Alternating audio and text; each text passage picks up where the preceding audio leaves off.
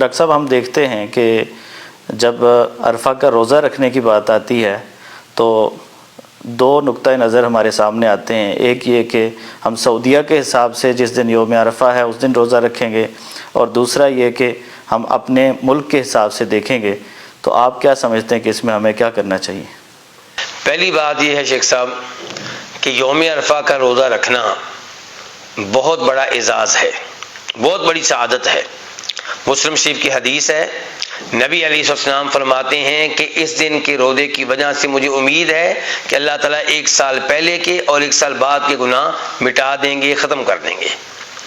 تو بڑی بدنصیبی ہوگی اتنا زیادہ اجر و ثواب سن لینے کے باوجود انسان اس دن روزہ نہ رکھے۔ اس لیے پورے گھر کو اس دن روزہ رکھنے کا اہتمام کرنا چاہیے۔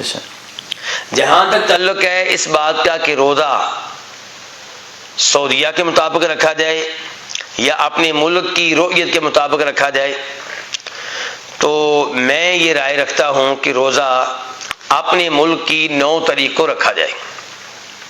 کیوں؟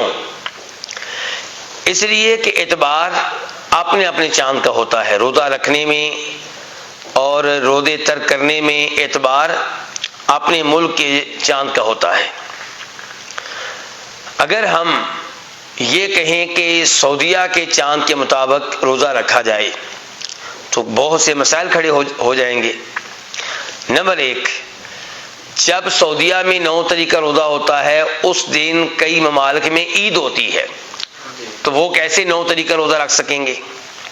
جبکہ دین اسلام صرف مکہ والوں کے لیے نہیں، پوری دنیا کے لیے انٹرنیشنل دین ہے۔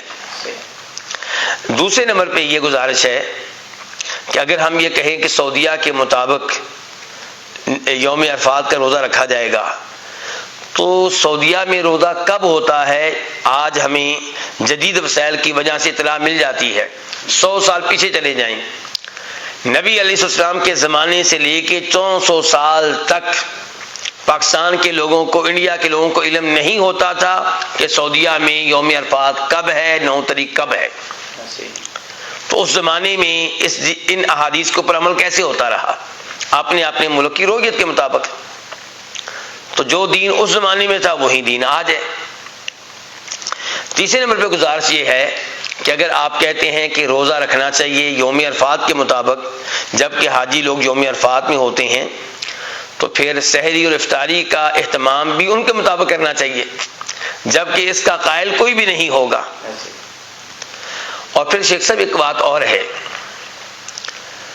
کہ میرے ناقص علم کے مطابق مکہ اور مدینہ کی رؤیت میں بھی کبھی فرق ہوتا ہے۔ آپ دیکھیں کہ نبی علیہ الصلوۃ والسلام نے جب حج کیا تو 9 تاریخ کس دن تھی؟ جمعہ کے دن، اور آپ فوت ہوئے ہیں کس دن؟ سوموار کو۔ اب سوموار کو کیا 12 تاریخ تھی؟ کئی ایک لوگ کہتے ہیں کہ 12 تاریخ ہونا ممکن ہی نہیں ہے۔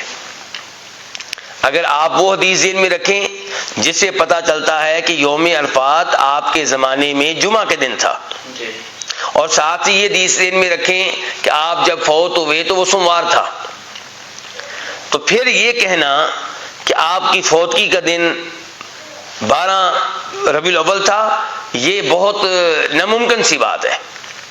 آپ حساب جیسے بھی لگائیں، ہر مہینے کو 30 کا کر لیں، یا 29 کا کر لیں، یا کسی کو 30 کا کر لیں، کسی کو 29 کا کر لیں، 12 تاریخ ممکن نہیں ہے۔ جبکہ مشہور و معروف قول کیا ہے؟ 12 تاریخ کا۔ تو اس کا جواب علماء کرام نے یہ دیا ہے کہ مکہ اور مدینہ کی رؤیت میں فرق تھا۔ تو جب نبی علیہ الصلوۃ والسلام مکہ میں تھے تو 9 تاریخ جمعہ کا دن تھا مکہ کی رؤیت کے مطابق، اور جب مدینہ میں آپ فوت ہوئے ہیں سوموار کو، تو سوموار والا دن 12 ربیع الاول تھا مدینہ کی رؤیت کے مطابق۔ تو پھر وہ اشکال زائل ہو جائے گا جو پیدا کیا گیا تھا۔